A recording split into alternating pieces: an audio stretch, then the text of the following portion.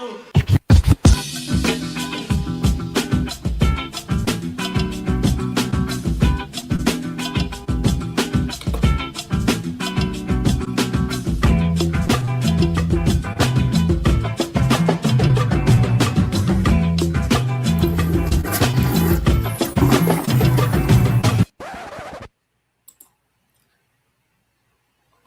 right, we're live.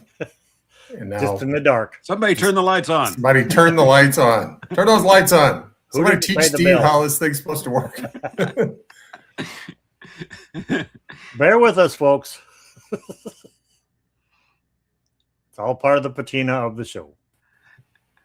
There we go. Well, they're okay. We're Sort of. we're small though. Well, at least it's not dark. Step up. Oh, there's you. There's me. How does this work? Should be down there. Should be one with two rectangles on it. Oh, there you go. Look at that. Yay. I'm glad somebody that knows what they're doing is here.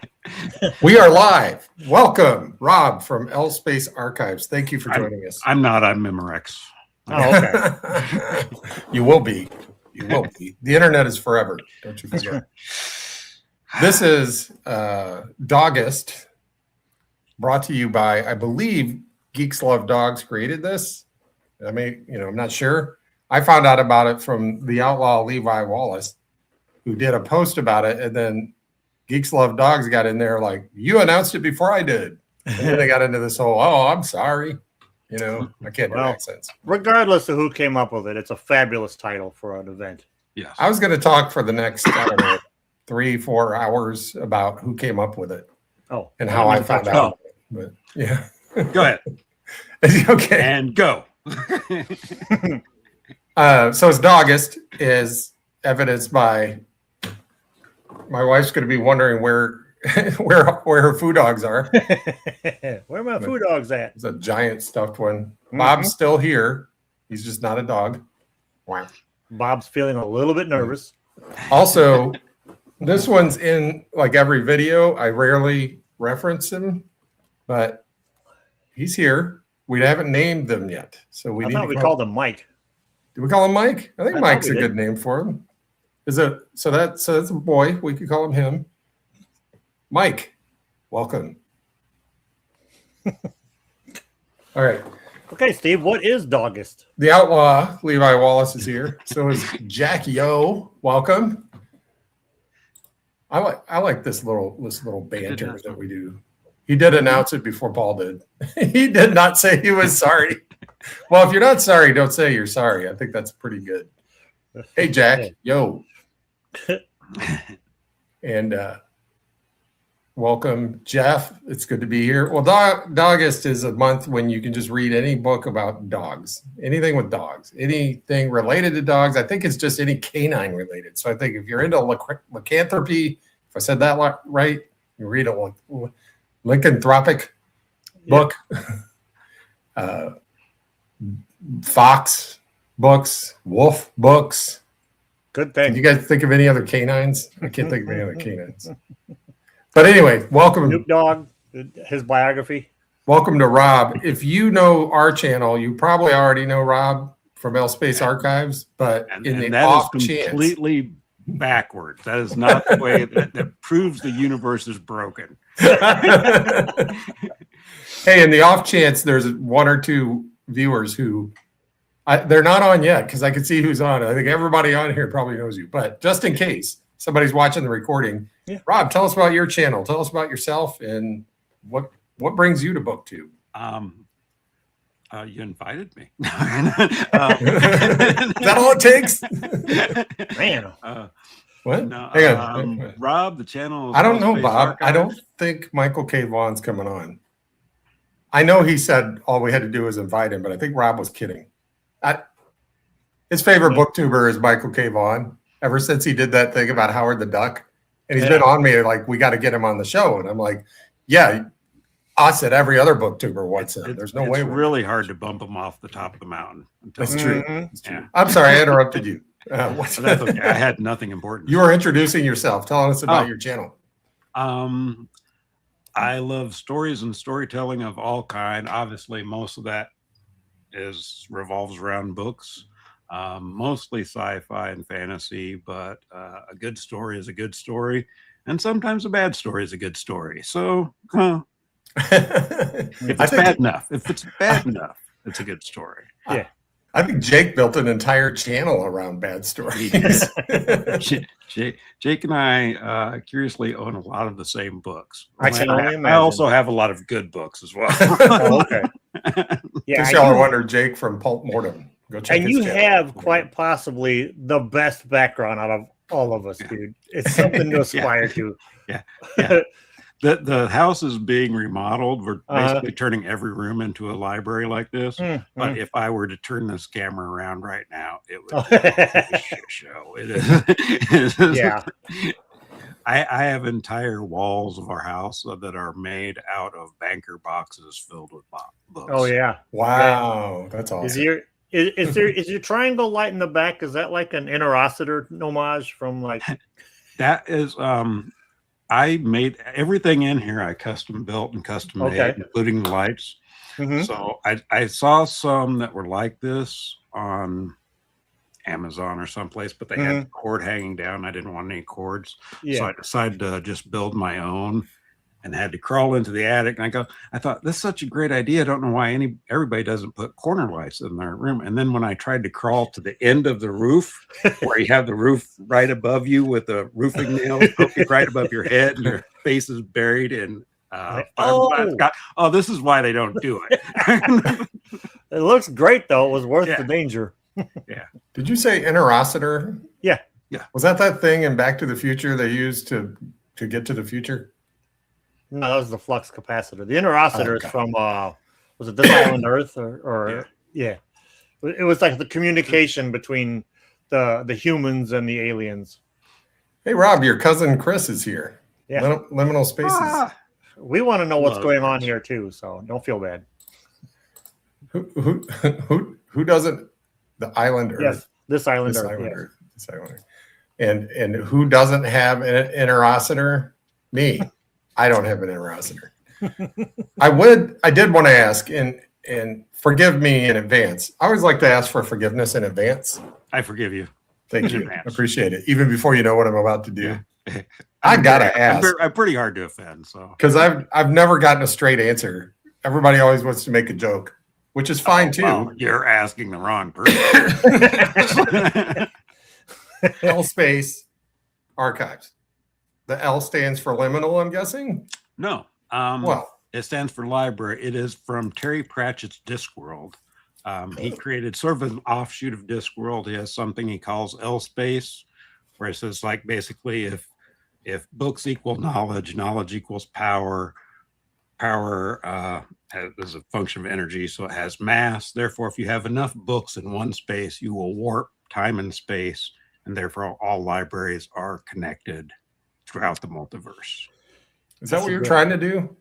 Basically, I'm trying to accumulate so much mass of books that my house will become a TARDIS. So yeah. E equals MC squared. So you can just, C equals the square root of E divided by, well, whatever. This clears up something I've been wondering since I joined BookTube and saw your channel and Chris's channel, and I always get them confused because I thought the L stood for liminal. No. So I thought it was like liminal space archives, library space. Yeah. My world has been changed. Yeah. It's just one of the little, it's not even the main story. It's just one of the little offshoots and where great idea. A metaphor that I love it.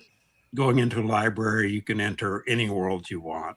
Yeah. And there's a role playing game that does that for YouTube because YouTube sort of connects all of our libraries together where we're all discussing. So that's how the name came about. Terry Pratchett, not just a good author, but it seems like a pretty good person. Am I right about that? It's fantastic when you have an author you love who doesn't turn out to be an asshole. That's all. You got to be careful. Never meet your heroes, right? Yeah. Yeah. I one time way back in the day on Facebook, and eventually we'll get to the dog thing, but on Facebook, I was following one of my favorite writers, like of all time, and Like I wished him a happy birthday on his birthday, and he fucking ripped into me about not celebrating birthdays and blah blah blah. I'm like, oh, geez, okay, buddy. Well, so yeah. Thanks for the explanation. And I didn't mean to gloss over the interocitor. That's pretty cool. That's the other nice thing about doing mostly vintage books, because whatever bad has turned up about the author is probably out there now. So at least we know going in Yeah. what we're getting into. Yeah. You also have like one of my favorite movies of all time hanging back there. That Flash Gordon. Dude, that movie is nuts. I love it so much. Great movie, great soundtrack. Queen is one of my favorite all-time bands. Freddie Mercury could sing the phone book, and I would buy the album. I like to think of that movie as if like Federico Fellini had made a movie serial. And then one day I was watching it on a rewatch, and the princess, she has her little little person on a leash, and she's like, "Come along, Fellini." I'm like, I was right. This is 100% Fellini directed a movie serial. Have you read the novelization of Flash Gordon? Not me. I have. I don't know if it's around here or not. Oh, we're supposed to wear pants?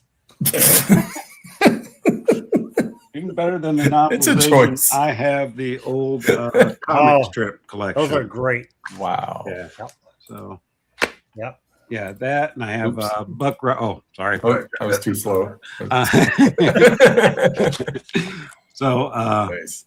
I have this. I have the Buck Rogers, and then I also have the old Space Family Robinson. Those are Lost in Space. Those are really good. Yeah. I was never a big Lost in Space fan, although I did like the Netflix series a lot. Yeah, I think that's very good. It got buried and forgotten about, but that comic was really good. I enjoyed it. Yeah. Was there a dog in the Flash Gordon movie?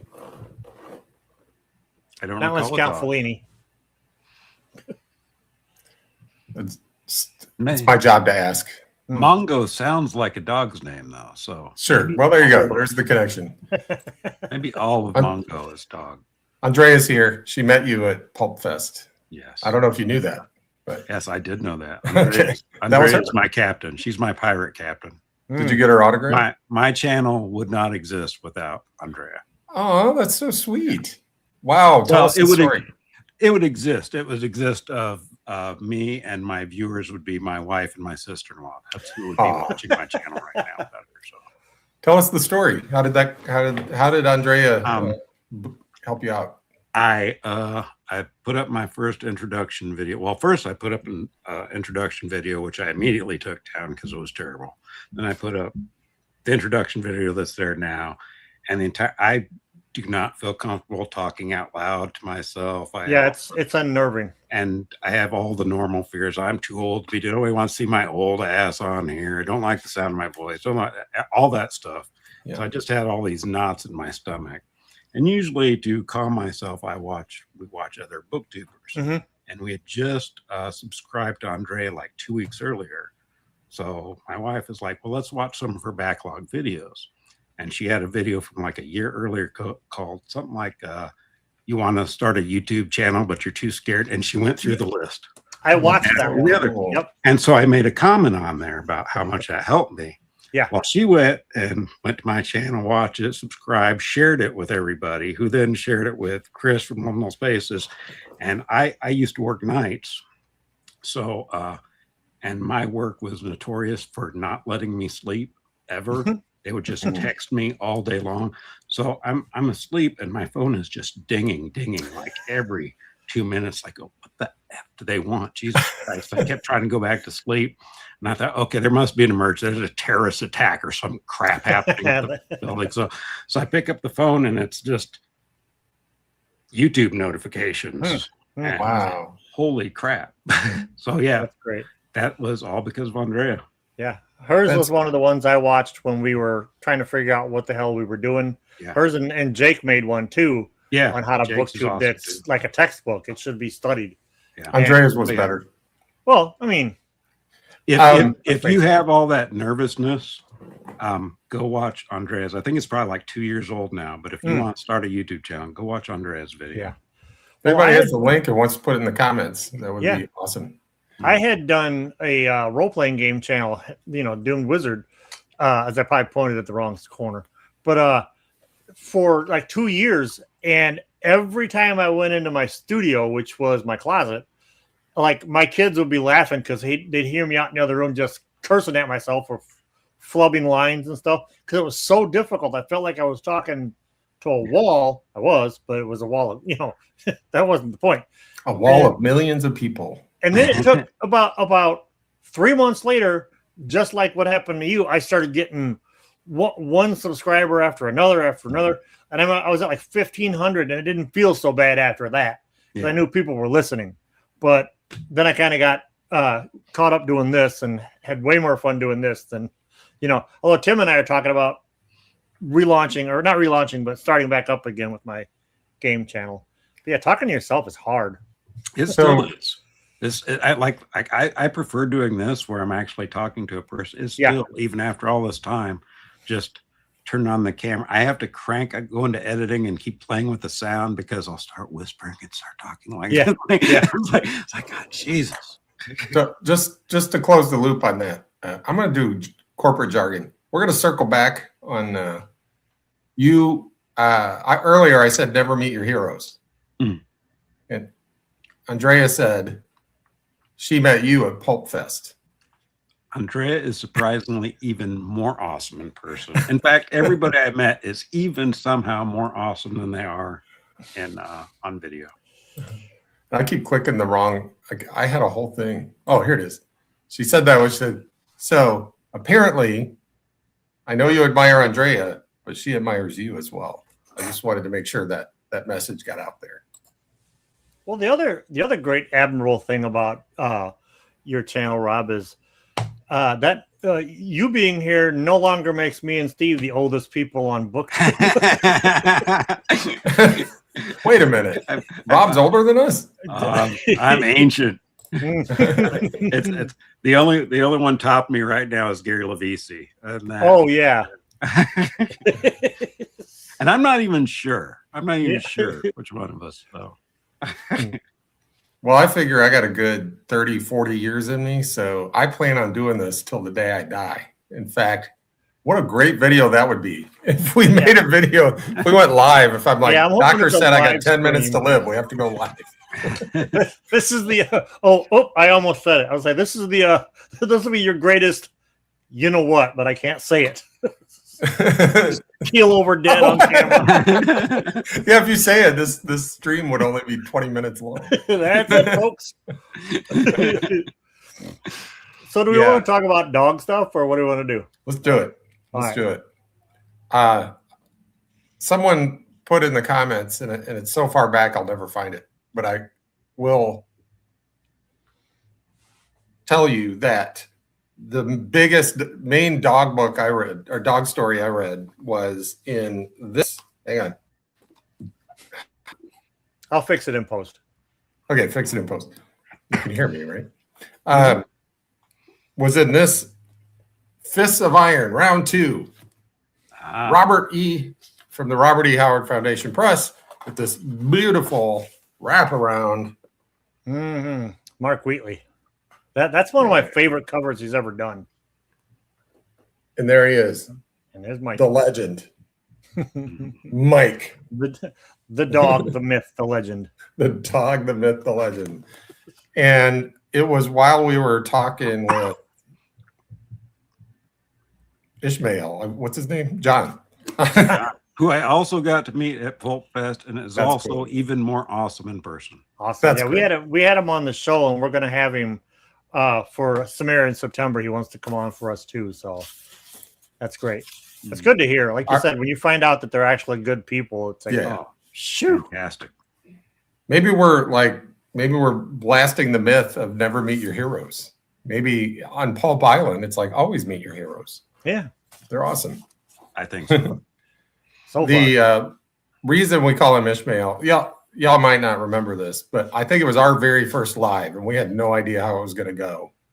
And we saw Robert E. Howard Foundation. We're like, what? What are they doing here? You know, sort of like, are they lost? How'd they find out about us? Yeah, are they lost? They were looking for the Lovecraft channel or Tim, and they ran across us. But no, he was on there, and we're like, I'm not sure like who it is. So I just said, what should we call you? And he said, call me Ishmael. Oh, I remember that. That's right. So now we just call him Ishmael. But he when we were talking about this, the release of this, he said, if you like the dog, because I was talking about I like the dog, I like Mike, he's cool. He's like, you would really like the Fighten'est Pair, which is a story that centers on Mike. Yeah, like great every story. Steve Costigan story, Mike or Steve and Mike or Sailor Steve and Mike are having drinks on some port of call on some island, and Steve gets mixed up in some scrap, and this scrap happened to be somebody wanted to buy his dog because he wanted to fight him. Like there was a dog fighting operation on the island, and he had heard Mike is like one of the toughest dogs around, so he wanted to buy him. And Steve, of course, had a lot of choice words for him, the kind of choice words that only Sailor Steve could come up with. So Sailor Steve like told him to get out of there, right? Probably punched him in the face or something. And then somehow a woman got involved who told Steve that she really liked him and said that he should come meet her somewhere. And he's like, he's talking to Mike. He's like, Mike, how do I have this kind of effect on the women? They all fall for me. Can you believe it? All the women fall for me. Can you believe it? He goes to meet the woman. Somebody knocks him on the head and steals Mike. And then he's trying to get Mike back. So he puts up a poster that says, I'm giving $50 for anybody that brings my dog back. So he ends up at a fight because he didn't have $50. So he's like, got to go win $50 in a fight. At the fight, while he's fighting, people start coming in the arena with dogs. Like dozens of people are coming in there with dogs because they like, we heard somebody here's buying dogs for $50 a piece. Yeah, it was a Mr. Steve. Is this your dog? Looks away. Pow! Gets KO. Yeah, it's a great story. It's a great story. If anybody's trying to get into Costigan fighting, like Steve Costigan, it's a good one to start with. I also recommend Waterfront Fist, which I would say you could go to the library and check out, but you can't because I have it. Not near you. Yeah. Like if you like Tales of the Gold Monkey or I love that what was the Rescue Rangers? These stories are right up, right in there with it. They're fun. You just made it hard of bringing up Tales of the Gold Monkey. You just told me now. Okay, good. We look past certain things about that show. Oh, you have to. But yeah, that show was a lot of fun. Oh yeah. Hey, Bulldog Breed is in here too. I noticed that when I was looking at the table of contents to find the Fighten'est Pair. I was like, oh, Bulldog Breed. I should have read that one for this stream. It's got the word Bulldog right in it. Mm-hmm. I'm waiting to see if my kid will bring me the 2 books that I forgot to get out of the living room. This book came out several months later than the foundation meant for it to, because Wheatley was late. Like he makes a lot more money in his day job than he does doing these. But yeah, it was worth the wait. You're right, Jeff. This is awesome. This is an awesome cover. I love everything about it, especially Mike. I've always said that Jake from Pulp Mortem was a pretty good judge of character and had a pretty good eye. So yeah. You'd have to read the comments to understand what I'm talking about. Oh, which comment shall I put up there? What does it say? And I'll put it up there. I think he's only done 1 or 2. So we got Goat Man. Hey, Goat Man.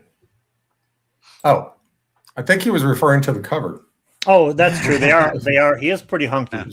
1, 2, 3 hunks. That's and a true. woman. 3 hunks and a woman. No 3 hunks and a dogs woman involved, was but, my band name in college. We had the woman was the drummer, and we had 3 hunks instead of. And then those guys, it was college hunks hauling junk. I knew those guys. They stole the name of our band because we were like 3 hunks and a woman. He's like, oh, what about 3 hunks and a woman hauling junk? I was like, that doesn't even rhyme. He's like, well, we'll take the woman out. I was like, you would take the woman out. Anyway, Welcome to the it's a whole channel, thing. Bob. This is what we do. Feel free to Now, jump in. this is not a dog book, but I did just from the Robbie Howard Press Oh, nice. get the science and fantasy one. I've been trying to decide because I want a full collection. I'm trying to decide which ones to get, and you guys are making it harder now by bringing that one up. Yeah, it was a fun show. Yeah, that book is on my radar. I'm planning on probably getting it next because I've wanted to read the Elnuric story, which I know he didn't finish, but who cares? I still want to read it. Probably the Weird Tales and the Pirate Tales are probably gonna be the next 2 on my list. Okay, but I don't know. So as you said before we started the live, you decided because you read a lot of vintage science fiction, you were gonna take the cat's perspective. Did you bring any cat lit, or did you just manage to find dog lit? I did find some dog lit. I didn't bring out any cat lit except for I do have that darn cat. Oh, nice. But I did because I only knew at the last minute, but I did do my homework. And I did read City. Oh, since you said that, which is the amazing tale of a teenage boy named Wilbur who gets a magic ring and turns into a sheepdog. Oh, well, maybe I'm sorry. I might be confusing it with this. I'm sorry. I was trying to read both books at the same time, so I kept crossing them over. So that's how people read so much. Details mixed up between. Yeah, sometimes they will blend if you're not far careful. Fewer robots in this one, though. Far fewer. Yeah. Oh, see, now that clinches it. I got to go grab my 2 books because I got to follow up to that. So talk amongst yourselves. It's Dogust, Jake. It's Dogust, and we're doing dog stuff. The first 20 minutes was banter and small talk. And now we're getting into the dog stuff. I do have the collection of the Magic Tales anthologies that Jack Dan and Gardner Dozois did, and one of those is Dog Tales. That's okay. Nice. But I have not read this yet. But they have these, also known as the exclamation mark books. They have, why are they known as that? Is there? Well, because they have the exclamation. There's one for mermaids and unicorns and dragons and aliens, and so. But this is their dog one. So. All right, we've been waiting on you. What I mean? So. We were completely silent waiting for you to come back. Chris said Jake has the best dog he's ever met. Yeah. Well, you've never met my dog. And if you met my dog, you would still think Jake's dog is the best dog you've ever met because my dog is a nut. I also did get to meet confirm. George on my trip in Denton. So George is Jake's dog? Yes. You mean it doesn't randomly bite strangers? No. You mean all dogs don't do that? George, there's nothing random about Frankie biting strangers. Yeah, that's true. He doesn't consistently and predictably bite strangers? You mean all dogs don't do that? Okay, so I talked about this in the video coming up on Monday, and I won't confuse too many people because I really haven't had a chance to read much more into it. But since you brought up City, Rob, I started reading Simac's The Werewolf Principle, which is pretty cool. I mean, this is a DAW. I think it's number 471. The Werewolf Principle is kind of a neat idea in that it's a it has to do with developing like android humans to survive environments and like other planets and stuff. And the main character, Blake, who comes back to Earth 200 years later, he can turn into a couple different. There's like 3 personalities in one head, and one of them can turn into a wolf. So that's why, yeah. But the werewolf principle is the shape-shifting ability that these humanoid androids develop the ability to do. It's really good. But I was messaging Jake while I'm reading it. I'm like, why is there so much talking? This, I mean, at least it's written well, so I'll give him that. And again, my bias is I'm not the hugest. I've read a fair amount, but science fiction is not like my go-to for entertainment, even though I've read a fair amount of it. But when they're little books, Yeah. can read them in an afternoon. But in this case, I had a lot going on this week, so I haven't had a chance to finish it. Yeah, the werewolf principle. It's got a great cover too, and I pointed out this little dude down in the corner. See, kind of where's my thumb? My finger. Yeah, he's a brownie, I guess, because on Earth, 200 years into the future, we've met other alien species and whatnot, and we have talking houses, we have flying cars, and we still have newspapers. So hang in there, newspaper companies. It's funny you mentioned when a science fiction story is short, you're like, you might read it. Mm-hmm. It's funny you mentioned that because Giant Killers is only like 40 pages. Giant Killer is like 40 pages. It's only like it's really, I know this is a thick book, but Giant Killer is only like if I could even maintain a moniker of guilt about anything I've done in my life, it would be for that. But seriously, I swear to God, I've read that. I just can't find the book I've got it in. So I'm just gonna read the PDF and get back to you on. You don't need to read it now. Tune into our next pre-recorded video. Yes, I'll wait till Monday. I talk all about Giant Killer. Yeah, there's no dogs in Giant Killer. Yeah. So. I do want to get caught up a little bit on a few of the comments. A few questions about what is that? The sycophant? What was that? What was that book you just showed? Lemony Snicket. Lemony. Clifford D. Simak. No, Simak. Got it. All right. So there's a cool cover, right? Yeah, it is a great. It's honestly why I bought it. That and Simak, and I know a lot of people on Pulp Island talk about him, so I thought I'd give him a whirl. So Andrea said there are no werewolves in that one or in a different one? No, sure. she means in the werewolf principle, and okay. I won't say yes and I won't say no, but I'm saying that I'm not disappointed by it. So got it. Yeah. And the outlaw Levi Wallace points out that perhaps Frankie bites strangers because I sometimes bite strangers. Okay.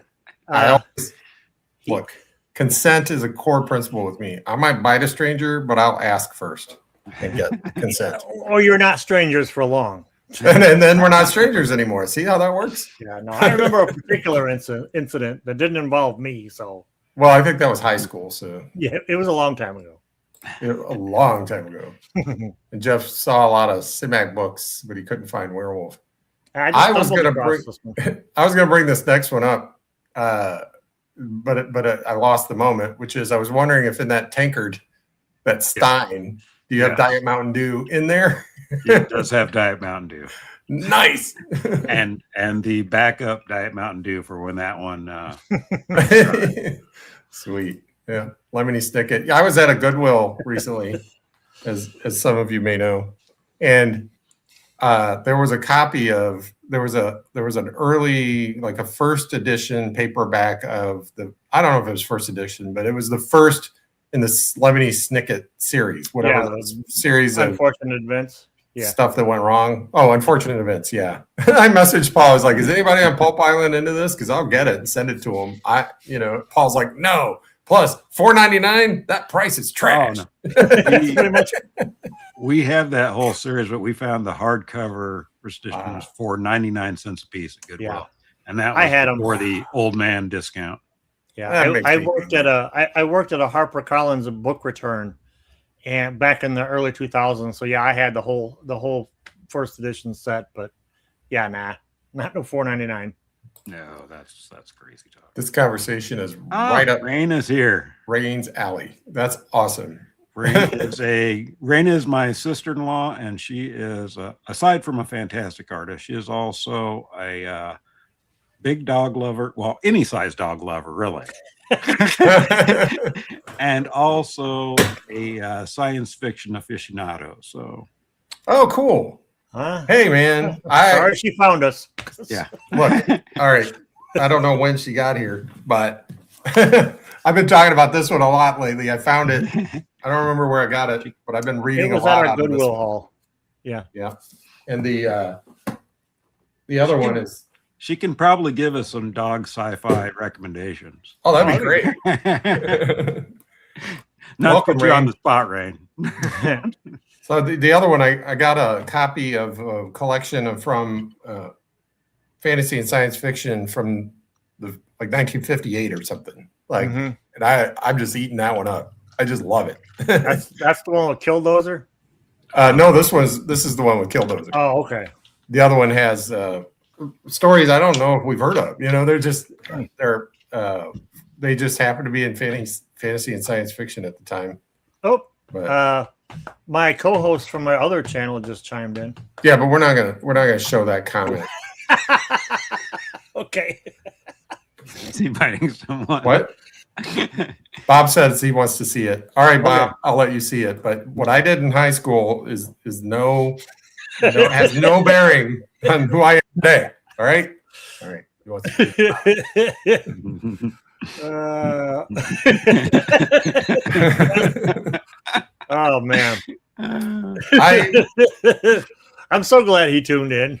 Yeah. So this is Mark from Return of the Sun show. Yeah. And lifelong is not quite right. Friends since high school. Put it that way. That's almost lifelong at this age. Yeah, at this lifelong. age. I don't know that you guys met at my graduation party, but you certainly spent a lot of time together at my Yeah, no, graduation we were in various art classes together, but we hung out primarily at your graduation party. Yeah. Yeah. But that's what started it, pretty much. look, I think we were all okay. Us if We you're were all biters at one point. you said it better than I was about to. So plus we've all done things we wish we could take back. During speaking of Mark, during our dead of winter coming up after, from December on, the three of us are going to be doing a review of Darker Than You Think by John Belair's, which is the book that he wrote before he did House with a Clock on Its Walls and all of those. This book, man, Rob, if you can find it, I'll hold it up. What is it? Darker Than You, The Face in the Frost. Oh yes, I have that. Yeah. Okay. It is so good, but since there's a lot of cold elements in it, and it's a horror story, we're gonna do it in during dead of winter. We'll have us a three-way like old times. When our high temps get down to around 70 degrees here in Phoenix. Yes. Yep. When you're shivering out, on your porch. Got my park on because there's the wind chill factor is like 65 degrees. Yes. Rain didn't miss anything. As much as we'd like to try to recreate the last 40 minutes, first of all, I think that would be doing a disservice to the internet. Secondly, you can watch the playback later. But if you're into sci-fi, there's a certain era of sci-fi that I really love, and I had forgotten. And thanks to BookTube, I've rediscovered my love of that 1940s, 1950s, 1960s, and Ray Bradbury.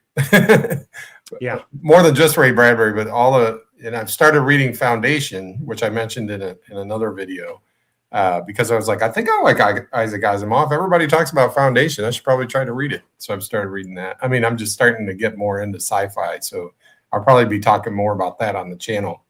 In between, it's almost Sumerian September, so I'll be reading some Conan and stuff. But we're going to talk about that later, I think. Yeah. I got some more chats. These Get chats caught up on the chats, and then we'll move forward. Chats are getting away from me.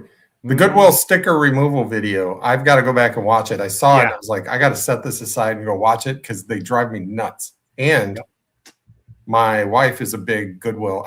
Every food dog you see behind me probably came from Goodwill. She's a huge Goodwill thrifter. She likes to resell stuff. I see her with the goof off and the goo gone and all, and like the scraper thing. Goof off. If you have a secret, she's probably gonna have her watch it. So And you know, my local Goodwill here has finally started to use them damn stickers. It's like, it's bad enough that you guys have jack squat for books, but you're gonna ruin them with these stickers. Yeah, and they put What happens in semi-state? right on the spine. Right Yeah. on the Every weakest single part of the time. book. Yep. we're recording a live video about dogs. That's why I stole your food dogs and put them down. Oh, cute. Oh. Okay, well, I didn't get in trouble, so Check your food dogs. check your food dogs. Oh yeah, she just reminded me of something. Like, Speaking of thrifting. I can't tell you how many thrifted food dogs ended up having ashes in them. Oh. Apparently, it's a thing Mm. where you Quarters of things. you put the ashes of the deceased. We hope dogs. I hope we didn't have grandma's ashes in these food dogs. But we're like, what's in this thing? I can hear something in there. You pour it out, and it's like, oh my god, I think this is somebody's dog's ashes. So, all right. That's what you need, is a haunted food dog. So Mark and Paul and I went to a high school that did pretty well in basketball. Never made it to the state championship, but made it to the, I guess we'd call them quarterfinals, but it's called semi-state in Indiana. Like, if you win there, you go to the state finals. And of course, all of us students would, not all of us students, a lot of us students would jump on the bus and go to the thing. Let's just say it was exciting. It was an exciting time. Some of us lost ourselves and lost our ability to control ourselves. But no, I did not bite anyone at my graduation party. But if I had, it most certainly wouldn't have been my mom. So, and then somebody talked about another dog book. Somebody, like he's just anybody. Star Writers by Doris. Some guy, some random person in the chat mentioned Star Writer by Doris. Oh, nice. Persercia. I can't pronounce it. Okay, what am I missing? We're almost there. Do you guys see any that I missed? I also have Sirius by Olaf Stapleton. Oh, there we go. And the good old stuff. There it is. Olaf Stapleton. Man, there's a lot. I want to show them because in the playback, it'll show these. We don't have the comment thing turned on where it shows the comments when you rewatch it. So I got to put it up on the screen so we can go back and make a note. And Rain loves food dogs. Sound off, man. Sound off with your dog fiction. Rain, you and my wife would get along just great. She's and my son too. They both love food dogs. I like them too by default because I'm around them. Yeah, I'm like that with cats. Goat man. You'd either need a giant food dog or you need to burn up grandma first. You got to burn her up, then she'll fit. Jeff, this is a food dog. Your mic's in the way, Steve. There you go. That's food dog. I can't believe the guy. Ow, this is a really heavy food dog. I can't believe the guy who's sitting in Asia right now doesn't know what food dog. Maybe they call him something else. Oh, that's true.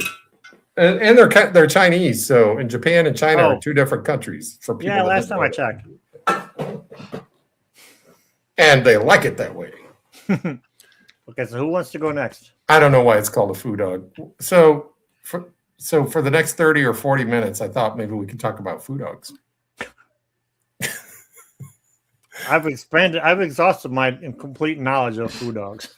Well, so Chris and I have shown a couple things. You showed a thing. I don't have anything else. That's the only dog thing I've read. I couldn't find Clifford the Big Red Dog, which is the other dog book I've read. Oh, when he watches the playback, he'll see what he did. Yeah, that's okay. Oh, okay. There's another one that that I used to read to my kids. I've been called about a dog party. Could have been called Jake. That could have been like,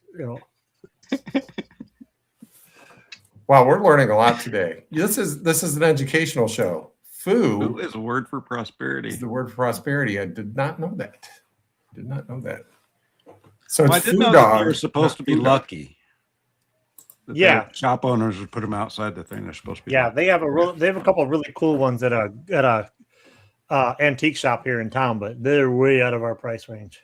Rain has a dog in her profile picture. Mm-hmm. She's doing better than we are. Jeez. All right, what else you got? You can go, Rob. You're the guest. Do I have anything? You got any more dog things? Do you have anything else?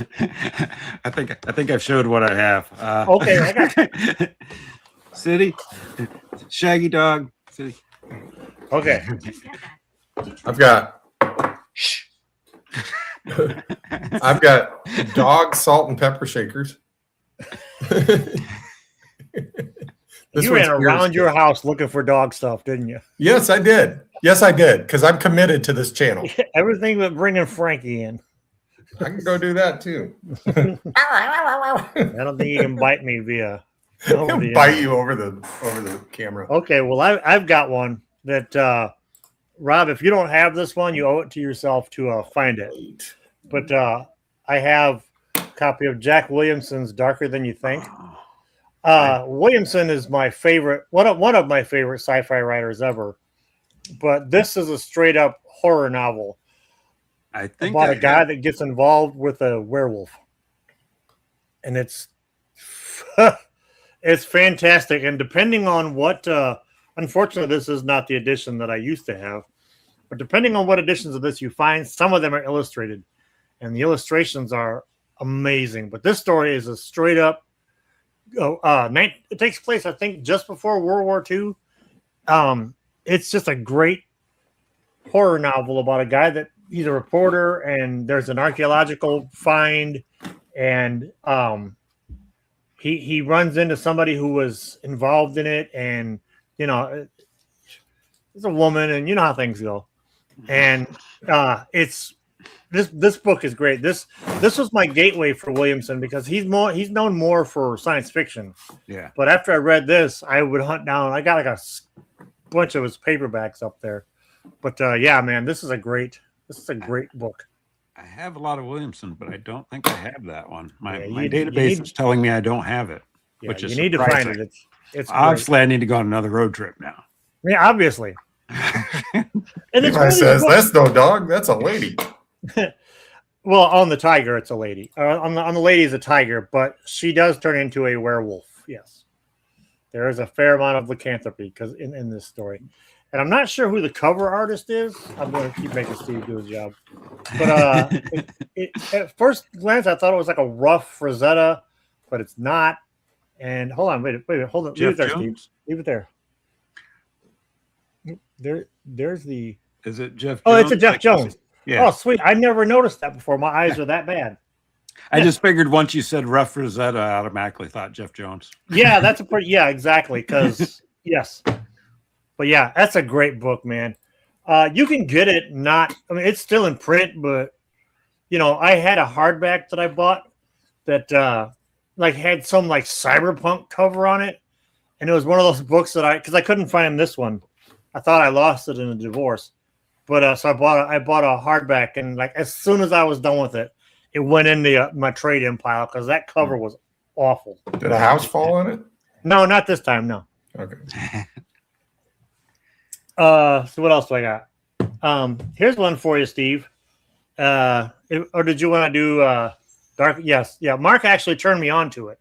So I think his copy had the illustrations. Great. Now Jake's going to go back and edit that. Mark actually turned me on. Don't give him any ideas. All right, well, here's one for you, Steve, for rough. Oh, I see what I did there. It just took Levi to figure it out. Rain mentioned Thor by Wayne Smith. Oh, a horror novel about a German shepherd who saves his family from a werewolf. Oh, well, at least the German shepherd isn't the bad guy because Like they're Cujo. one of my favorite breeds. Yeah, they're one of my favorite breeds. Oh, Goldman asked ChatGPT about novels with foo dogs, and Magical Dog and Dresden Files novels supposed to be a foo dog. Kids Book Food Dog. The other thing that happened when Goatman did that is it said, "That's a very insightful question. You're very intelligent for asking that." And here's a completely wrong answer. Yes. And here's something you could just read on Wikipedia. Just about anything is better than a movie starring Michael Pare, except Streets of Fire. The Return of the Son of the Show we'll be talking about very soon. Yes. That movie, that's one of my favorite. I can't even I can't even call it like a so bad it's good. It's just so odd it's good. Yeah. But here, well, anyway, but rewatch it before you guys do that video. Well, we're gonna finish Wonder Woman, so we got like maybe 2 more episodes, and then we're gonna drop the Streets of Fire. It may be part of the Men Who Love Movies About Men. It may just be a random show we do just for fun. Today's stream brought to you by Return of the Son of the Show. Right. Anyway, so here's one for you, Steve, for Sumerian September. Wolf's Head by Robert E. Howard. I'm trying to get it to focus a little better. It's the sequel to, was it In the Forest of Villeferet, if I'm butchering the French. This is a great werewolf story. Most of my dog stuff is werewolf stuff because werewolves are my favorite monster. So, but this one, it's a great whodunit in a castle, and there's a werewolf. And I don't think this illustration is from that story. It's from something else in the story. But yeah. This is you might be able to find this one out on like Project Gutenberg, maybe if you're looking for something to read in a hurry. I must have missed something. King Caesar from the Godzilla movies. Thank you. Yeah, King Caesar from the Godzilla movies. I was going to bring that up. King Caesar is he's a food dog, and he is unstoppable. That's one of my favorite Godzilla movies. and you guys might remember what Jeff's referring to. Very, very odd but fun. Diane Caught- Lane. Oh, People Diane used to- Lane. People have said that about me, actually. Yes, this is true. Very Often odd. people go, Steve. He ain't bad to look at. He ain't hard to look at. Yeah. He's hard to make eye contact with, but he's not hard to look at. It was hard to control Mark during the Streets of Fire because it's something I joked with him. I'm like, hey, look, that's something you and my dad had in common because she's in Lonesome Dove, the miniseries, and my dad, man, okay, they're all defunct now. Don't try, but so many of my dad's passwords. Oh, your dad was into Lonesome Dove? How come you never talk about that? One of these days I may. But right now, there's no dog in it, so I'm not. Oh, okay. Got it. Here's another one. H.P. Lovecraft's The Hound, about some grave robbers and like a ghost dog. It's real short. It's only like 10 pages long. I got this one because I saw everybody's favorite booktuber had it. So I went on. When you're a Lovecraft reader, you tend to just buy every version of them you see. And this was like $20, man, with a nice gilding, But and Steve's favorite part. Can you keep doing that for a minute? Sure. Yeah. Oh, yeah. That better? I didn't want to get demonetized by flipping off the camera. This just became NC-17. Up all night, we'll check your shelf. Up all night. It's like Skinamax for BookTube. That's right. I've got some more here. Hang on. I'm gonna get to my before I get to my favorite. I'm gonna get to my favorite honorable mention. Okay. And Steve, I don't know how you didn't think of this. Oh. Yes. I Dogust quit. of War by Frederick Forsyth. Okay. I didn't really quit. I just got up and went and got my copy. Oh, okay. Because everybody's looking at me, and I know I'm pretty, but I'm not as easy to look at as you are. There you Look at go. this guy. Look at that guy. Like, who wouldn't want to read a book by that guy? That's when writers smelled like J&B and regret. Chesterfields. But yeah, no, Dogs of War. We've talked about it off and on throughout this show. This book was like the my joke is I read the SOBs from Gold Eagle, the Soldiers of Barabbas, and had I read the first book, if I had read this before I read the SOBs, I never would have went any further, because what the first book in the SOBs did was they took all the middle stuff out of this and just gave you the beginning and the end, but they cut out all the stuff that Steve loves the most. I like to keep my copy. I keep this next to my copy of the Project Management Body of Knowledge. I can't wait to like the meeting you have, and I hope you videotape it, stream it. So when everybody's sitting around they're sitting around your boardroom table, and you're like passing out. You slap copies of the Dogs of War down on the table. Really? This is required reading. Dogs of War. This is traditional project management. And then I'll be like, and then there's, hey, can you cut this out? Because I got to think of it. Sure. Fix this in post. Oh, then there's Killdozer, which teaches you more modern, agile project management. Yes. So I keep all those together because, when I need to reference how to make handing out copies of Dogs of War and Killdozer to your employees. That's right. Read these books. It's required reading. The dream is to work for that company. and before you get to your favorite, I did think of these two books, which have dogs in them. The dogs it's not fiction, and it didn't turn out too well for the dogs. Although it's The Circle of Life. Ernest Shackleton's South, which is his memoir of when he made the attempt to get to the South Pole. This is Endurance, which is much better written, based on the memoir, based on other historical records. If you haven't read either of these, if you like Arctic exploration type stuff, fantastic. These have like just some of the photos. This is a photo. This isn't a drawing. This is a photo from like 1912 or 15. And that there's a whole.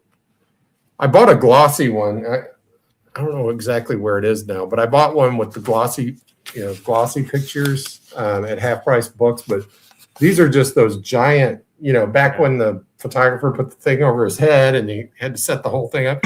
Dude took this on an Arctic exploration. He had this giant camera with the thing that you put over your head, and you got the flash bulb, the flash thing, and he's like, and you got to stand still for 18 minutes. And he took it out there and he took all these pictures. I don't even like to take my iPhone when I'm like tubing on a river. This dude took this giant camera. The crazy thing about that is he like drapes it over his head. He's like, man, this is so convenient compared to the old way to do it. Yeah, that's right. I don't have to do a painting. I can just do this. And he took all these pictures. So they get stuck in the ice. Right, they're so stuck. There's no getting out. And winter's coming. And if you've never experienced winter in Antarctica, it's like, I don't know, winter in Sheboygan, but a lot worse. And they had to get out and walk. They're like, we're getting out, we're walking. But the dogs will help us only so much. So the dogs helped them only so much. And then once it became clear that feeding the dogs was, it's all about calories at this point, right? And feeding the dogs was taking calories away from the men. Yeah. And the dogs have calories. Let's just say they contain calories. And it was brutal. And they were friends with the dogs. It was hard on them. Well, if I knew we were going down that route, I would have pulled out Old Yeller and Where the Red Fern Grows. Hey, I haven't read Old Yeller, so don't spoil it for me. I love it. It's fine. It all turns out fine. I've read the first half. Turns out fine. I've read the first half. I love that dog, man. I love that dog. It's a scholastic book. They wouldn't do anything horrible. No. Mine was a Sounder. I read that when I was like 11, and that jacked me up hard. For the next 30 or 40 minutes, we're going to talk about sad dog books. Well, Infinite Text has a few things to say about All right. Shackleton Steve. Let's get caught up on the chat before we start talking about sad dogs. All right, how far up do I got to go? No dog in that. It's a skeleton. Are there actually any dogs in Dogs of War? Yes, there are dogs in Dogs of War. Yes. Every man who's ever picked up a MAC-10 to defend freedom and to make a buck. Is there an actual Yes. dog, like a canine Yes, there dog? were in fact several. Whereas, and it comes complete with, cry havoc and let slip the dogs of war. Where is it here? For Giorgio and Chris Chain and Cherie and Big Mac and Black Johnny and the others in unmarked graves, at least we tried. There's your dogs. Bulldogs, ferocious dogs. Also, Reservoir Dogs and Dog Day Afternoon. That's right. I think we now have to have Rain on the show just to talk about all of the dog science fiction. I got my gas can edition of Reservoir Dogs. Ah, So, yeah. Grozny, you should read Endurance. It's good. Oh, what's happening? Shackleton South was ghost written. It was? I didn't realize that. Okay, did he just Please was be it a like ghost. Wait, he nobody found died. he found it? He was dead already, and a ghost wrote it. Was there a scrivener and like he narrated it? Like they interviewed him and then they wrote it, or was it like somebody pretended to be him? I guess ghostwriting is I don't know. That's cool. Anyway. Yes, it sailed during World War I in 1914. They get lost for like 3 years, 2 years, 3 years. I forget exactly how long.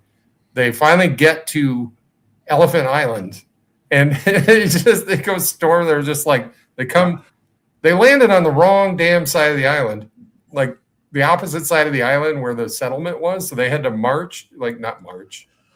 I said march, like they're just like, fuck, 2, 3. No, they had to climb over a mountain and then slide down the other side of the mountain. They come walking in, the big bushy beards, they're just looking awful. And they just kind of stumble in and they're kind of like, who won the war? And they're like, whoo, do we have bad news for you? Also, you're drafted. And you're drafted. And a lot of the dudes that survived, not one sailor died. Every one of them made it back. One of them even had a heart attack, right? But they saved him, and they get them all rescued. Everybody gets rescued. They all go back to England. They didn't have to be drafted. They were all like the gung-ho to join the war effort. And a bunch of them died in the war. I'm like, they made it through this, and then they end up dying in the war. For crying out loud. It reminds me of that Universe. scene in was it To Be or Not to Be when Mel Brooks is dressed like Hitler? Yes. He's like, is this England? Is this England? They did find it a few years ago. I remember that because I had read Endurance and I loved it. And I was like, I hope they find it someday. And then they found it. And, oh yeah, that was pretty awesome. Yeah, that was pretty awesome. Jeff's right. You do not like.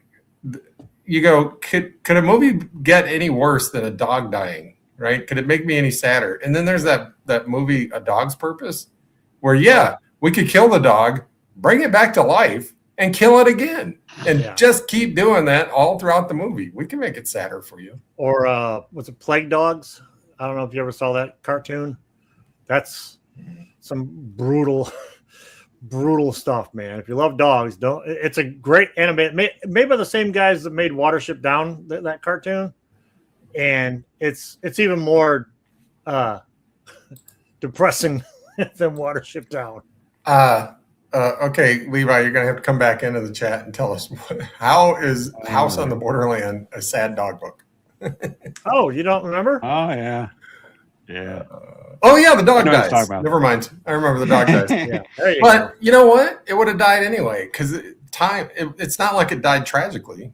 It lived tragically. They didn't have to see it though. They didn't have to show it. It lived tragically because it had to sit there wondering what's going on for 16 years. Like, why? What's going on, dude? Dude's just sitting in the chair from his perspective. Yeah, that's a good point. Then he turned into dust. Yeah. That's pretty good. Spoiler alert. Pepper. Justice for Pepper. Oh, Justice for Pepper. Yeah, I don't know that one. Oh, Pepper. The Plague Dogs. Yeah. Richard The Adams. I never read the book, but the cartoon was hard enough to watch. I don't think I want to read the book. And the hell that they put Wile E. Coyote through. It's terrible. I do want to see the new movie. There's a Wile E. Coyote basically sues Acme. It looks hilarious. Goat man, I have a horrible memory, and I don't remember outside dogs. I remember pig people, but I don't remember outside dogs. I have a terrible memory. That's why I'm a horrible booktuber. I'll read a book and 10 minutes later forget what I read. Well, that's the best part about having you on the show is it's like you're learning something every single time, even if you already learned it once. It's true. This has been nice talking about sad dog movies and sad dog books. Well, I have Break another back up, buddy. Well, I have another honorable mention first. All right. I just started reading this. Nobody give it away. I just started reading Call of the Wild by Jack London. Is there a dog in it? Maybe there may be a dog. Yeah, no, it's Jack London's one of these writers that I got into. I should have gotten into a long time ago, but he had a story. I'm not going to get it down, but the big ass book of manly adventures or whatever it's called. That I know Jeff did a video on it. That's what mine would be called. BADMA. Yeah. Big ass book of manly adventures. He's got a short story in it, and I read it, and I'm like, this is pretty damn good. So again, this was a Goodwill haul. I'm like, oh, this is cute. So I grabbed it. It's 130 pages. Like, it's like a short book like of Mice and Men. Nothing can go wrong. Yeah, Buck, exactly. The best name for a dog ever. Buck's is great. He's a German Shepherd, Saint Bernard mix, and he's the king of the castle until he gets dog napped. But yeah, this is my other honorable mention. I'll do a review on this probably next week. But for now, I got other stuff I got to finish reading first. I read that when they had the kids read it in school, so I'll read it along with you. That's one of those books. I mean, I remember reading Jack London. I may have read this, but so many of the books back when I was in high school, if it didn't have a monster, I didn't care. So I just read it, got my grade, and moved on. Yeah. But so I don't remember for sure if I did read that or not. I used to do the same thing. I'd be like, I'm just going to read it, get my grade, and move on. And sometimes I'd go, I'm not even going to read it. I'll just have Paul tell me about it. I'll call Paul, and then I'll get my grade and move on. Yes, our series was called Better Call Paul. Better Call Paul. Nice. Not quite as exciting. I just come down and tell him about a book that he wants to do a report on. Here's what's going to happen. You're going to call Paul. He's going to tell you about the book. You're going to write the book report based on what Paul tells you, and you're going to get out of there. That was Mike Ehrmantraut, by the way. I mean, you got an A on it, so It's true. So you did a nice job telling me about that book. I think by the time you asked me to do that, I'd read that book like 11 times. So, yeah, there was just something about it that spoke to me. Before you get to your favorite, Jeff has a question. Yeah. How many books do we tend to read at one time? Are we a one book at a time reader, or are we a do we juggle? Well, I think Rob already answered that. You were reading 2 books at once just to get ready for this, right? It depends on what's going on in life, but generally I usually like to have one physical book, and then I'm also usually listening to one audio book when I'm doing other stuff where I can't physically read. Yeah, I do a lot of audio. I probably have maybe one novel going and a book of short stories going, or in the case of Lonesome Dove, like it's just ongoing. So it's usually 2, because right now it's the Simek book, Lonesome Dove, and a collection of short stories. So yeah, 2 or 3 sounds good. Yeah, same audio. I'll have an audio going. Sometimes something for work will come up, and I'll need to get through that. It's usually audio, usually other stuff, and Kindle. Like I think I've talked about this because I need a lot of light to read. I need a lot more light than I used to. to read a physical book. And so I can't really do that laying in bed, or I'll keep my wife awake. So that's where I read Kindle on my phone. And so I 2 or 3, about right. Yeah. Well, if you stop reading out loud. Jeff wants to read more audio. Sometimes, like for this one, I actually listened to the audiobook while I was reading it. And that way, if I need to set it down, I could keep listening to the story and pick up my place. Oh, nice. Grozny, when you say you bounce around unless one grips you, do you do a lot of not finishing of books? Like if you start it and don't like it, you'll just be like, well, I'm not finishing this. I don't think it can grip me. Oh, I will. Life's too short. One work and one home. All right. Hey, boss gets $1. I get a dime. That's why I read books on company time. Right.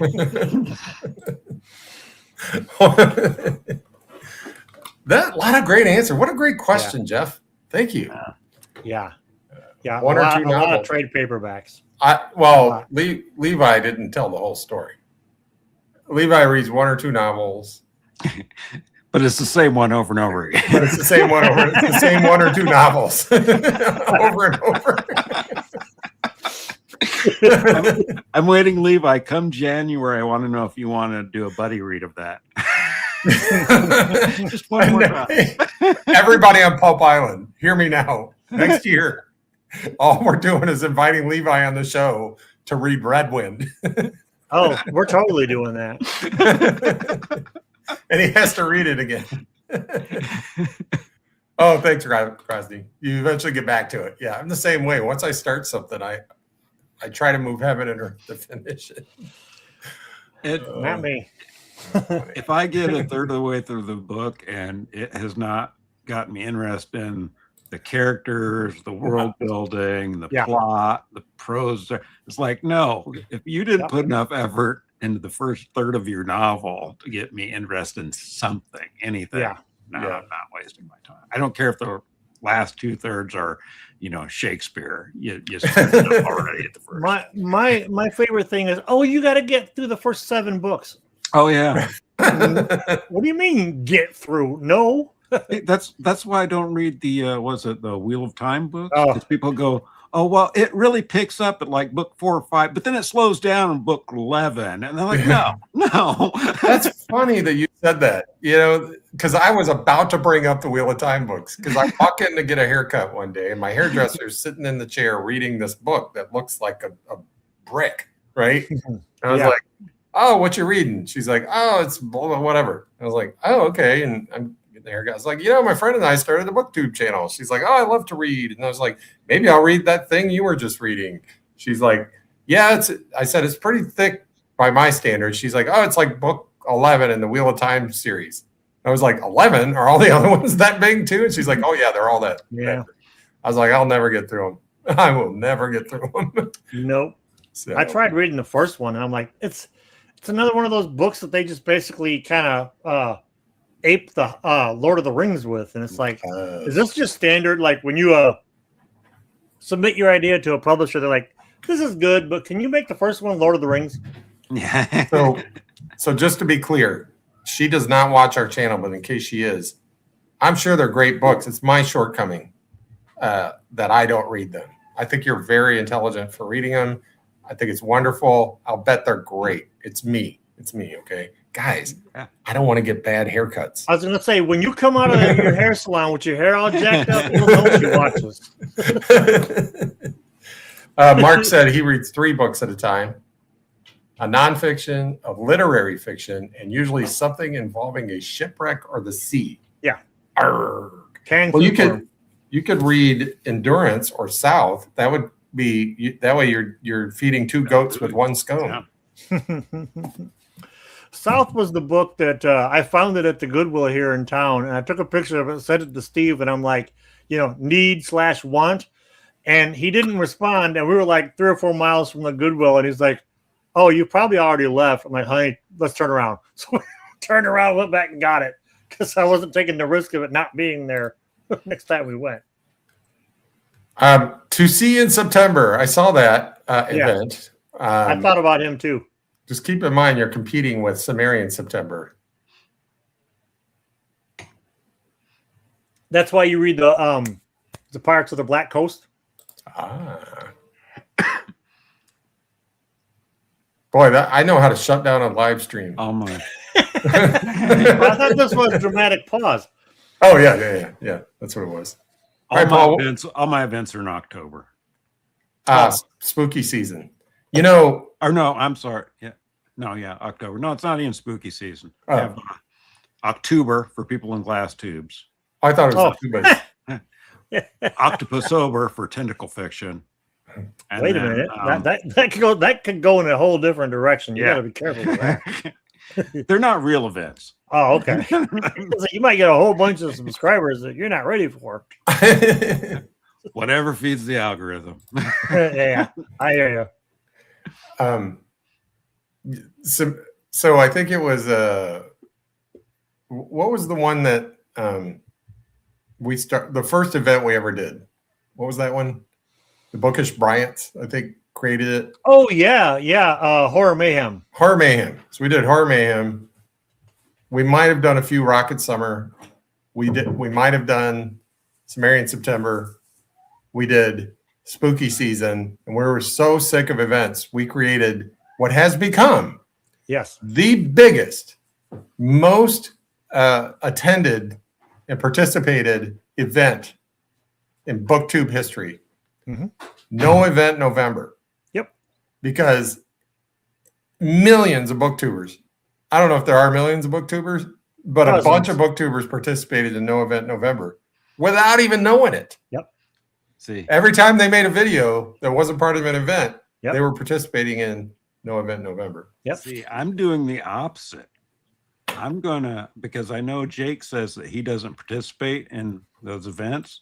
So I'm doing a hashtag create your own event, but deny calling it an event. And that way, yep, if he reads anything, I say, oh, well, obviously you participate. Yeah. Yeah. In fact, it's funny about that is No Event November was partially created because of Jake. Yeah. Because I was bound and determined to get him to participate in an event. Yeah. We'll have him either way. Yeah, exactly. He's doing two now. I can't find my Create Your Own Adventure Indiana Jones book that I found, but Create Your Own Event. Where did it go? It's back there somewhere. You know, I got to get these things organized. All I got is piles of books. I see all the booktubers with their shelves and their books in the back, and I'm like, all I got is piles. I got to get that fixed. All right. October needs to be about tubas. Says, no, that's not what he said. October needs to be a real thing, he said. That's what Jeff said. I was thinking tubas.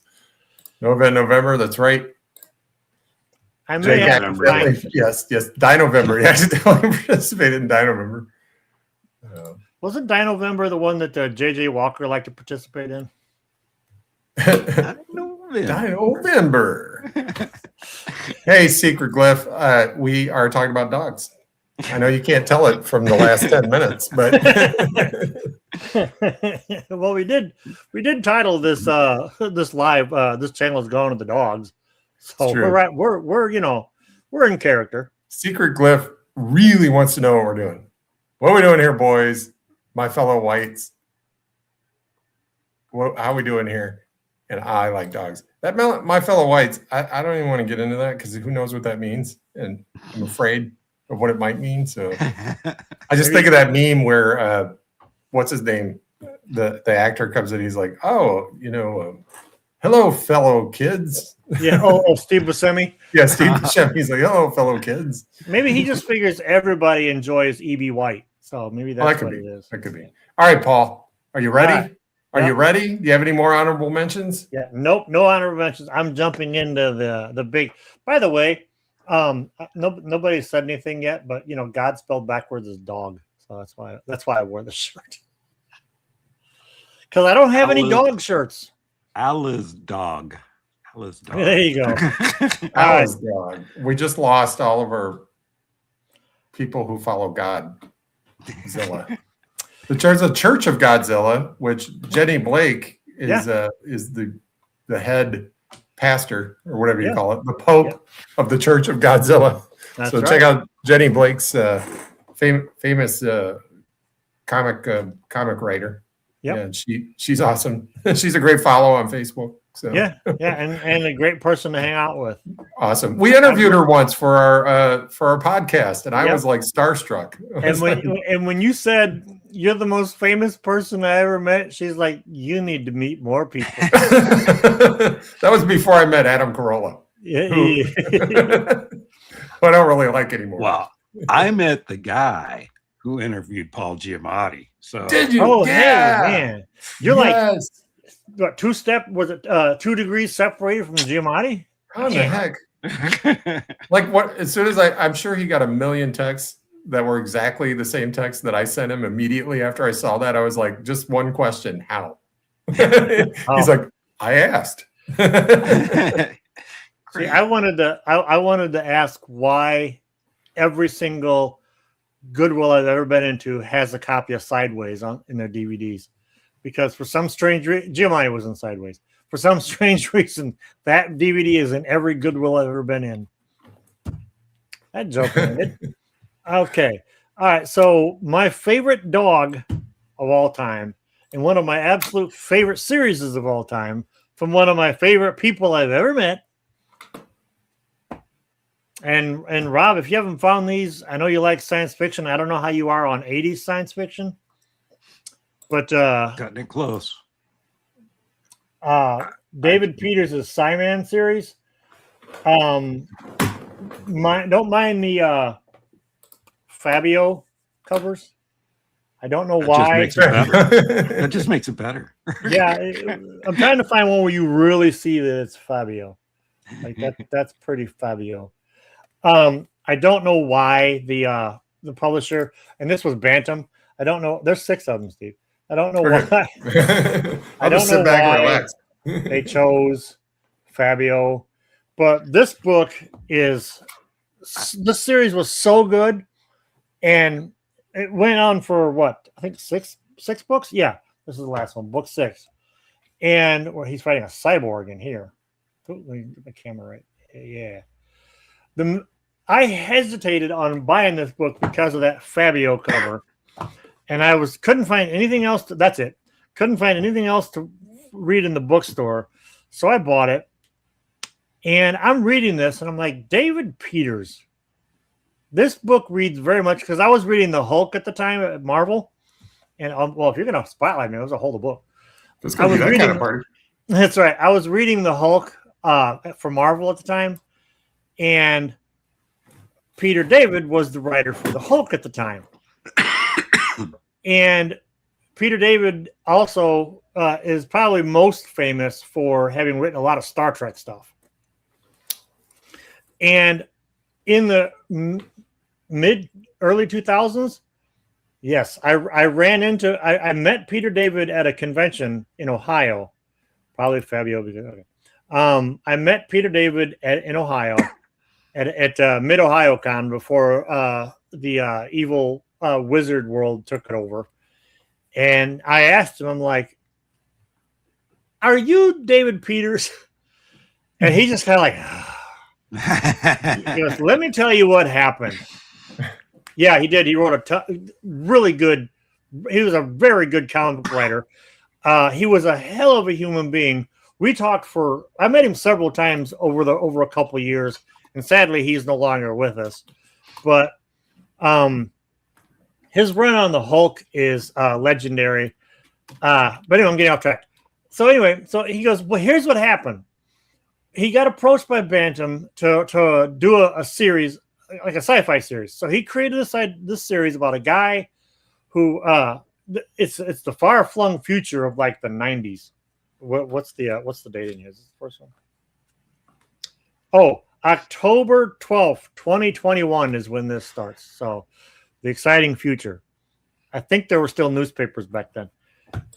Anyway, so he comes up with this cool idea about these, people who have psychic powers and how the government uses them as assassins and that kind of thing.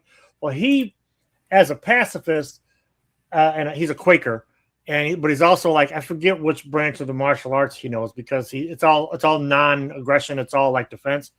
Well, he's not having it, so he escapes and finds out that there's this move towards where people with psychic powers are headed to like this place they call Haven, which is where psychic people can like live and that kind of thing. Well, I'll get to the dog part. Don't worry about that. So, unfortunately, the book didn't sell. So by the time it got to the 6th book, it's so rushed. And he said what happened was he was in an argument with the Bantam folks. And he's like, I have a built-in fan base. They did not want to be associated with Star Trek. He's like, but that's where my people are. And he's like, the publisher was like, yeah, but we don't want to be associated with Star Trek. I don't know why. So he just went and switched his name around. Well, they re-released them under Peter David after this series ended in hardback because, book publishers are geniuses. But by the time it was too late, they couldn't get enough traction on this story at the time. But the reason why it's my favorite dog story is the main character. I believe his first name is Simon. Yep. Oh yeah, his run. Yeah, David's run on X Factor is great.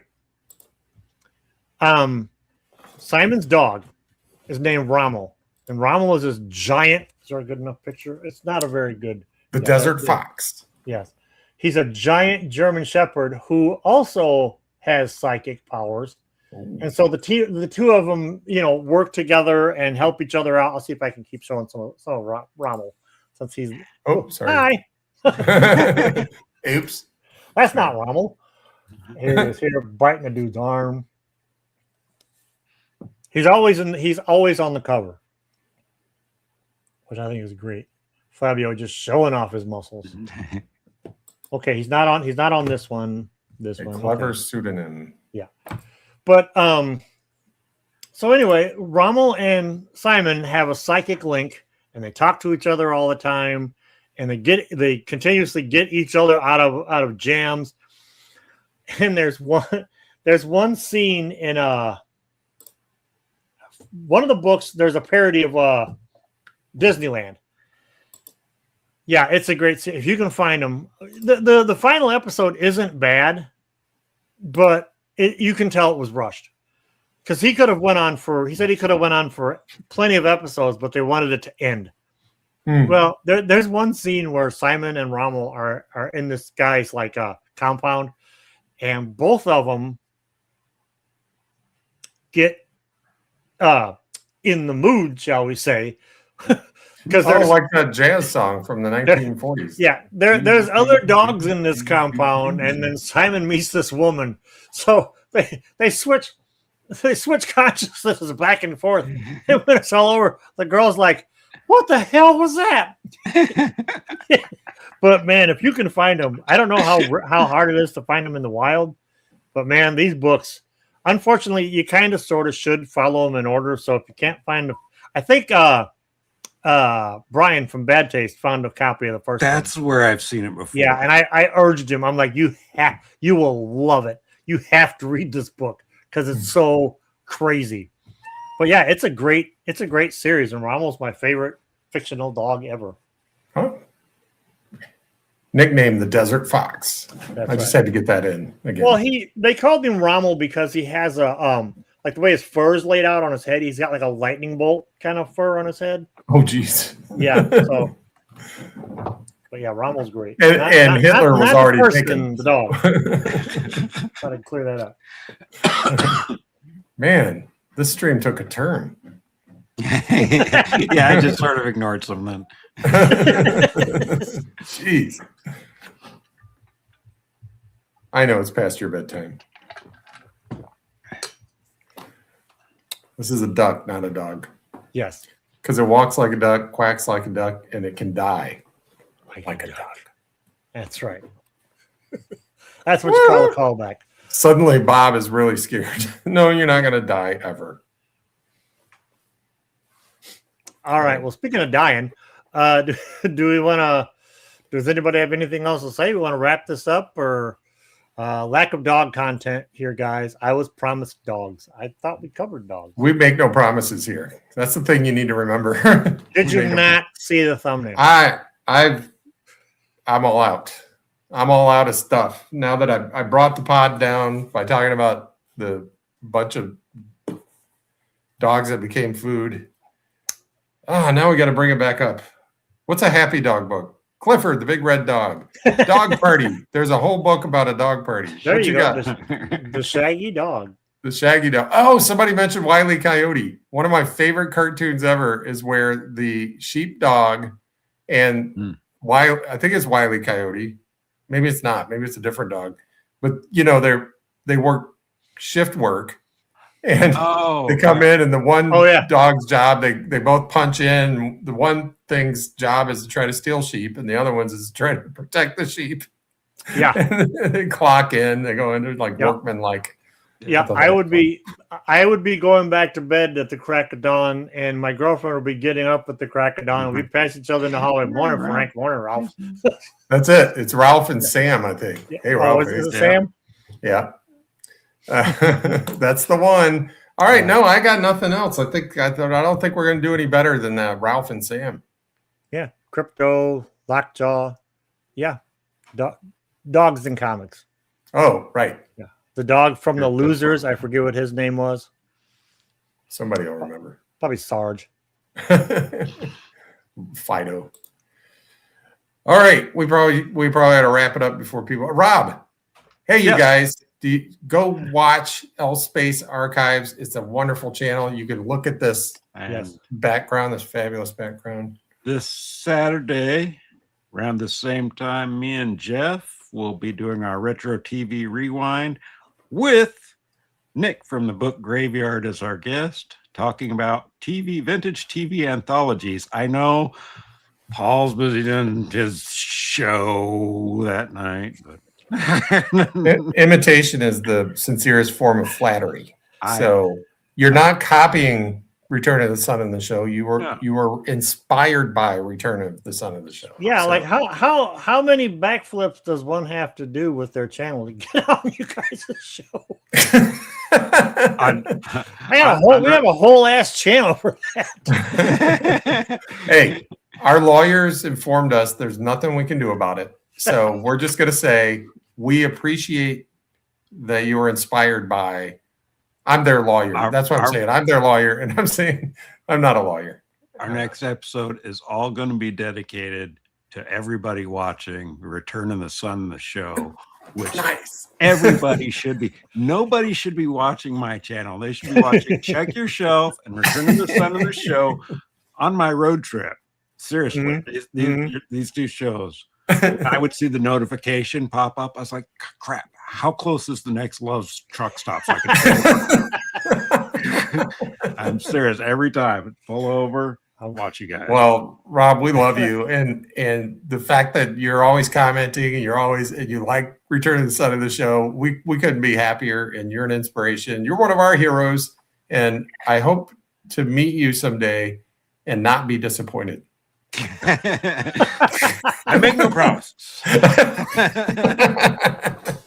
Hey, thanks to all the commenters for keeping it. Do you have anything else you want to plug before we go? So Saturday you're doing a live with Jeff and Saturday and Nick? Is our live. Yeah, tune in on Saturday. The only thing else I want to plug is Check Your Shelf and Return of the Son of the Show. I like the way you think, man. We are the Gilligan of Pulp Island, and just guys, call us Little Buddy. Check Your Shelf is the NPR of good. The NPR. I'm Alistair Powers. This is my co-host, Chesterfield Station. Thank you for joining us today. We had a whole bit we had a whole bit on our podcast where we would do a whole NPR thing. Like, it's funny. All right, Paul, you got anything else you want to plug? I got nothing to plug, but do you want me to say the words? Well, I got nothing I want to plug. Okay. So might as well. This is going to be our Irish goodbye.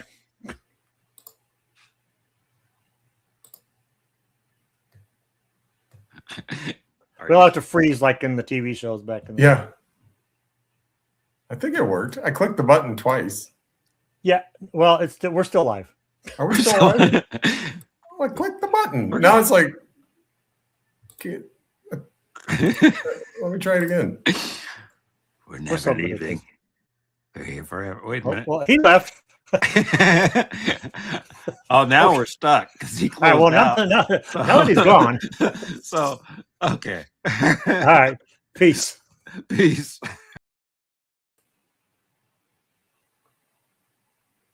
I think we're still live. Oh, I clicked the wrong button. Okay, now here's a better Irish goodbye.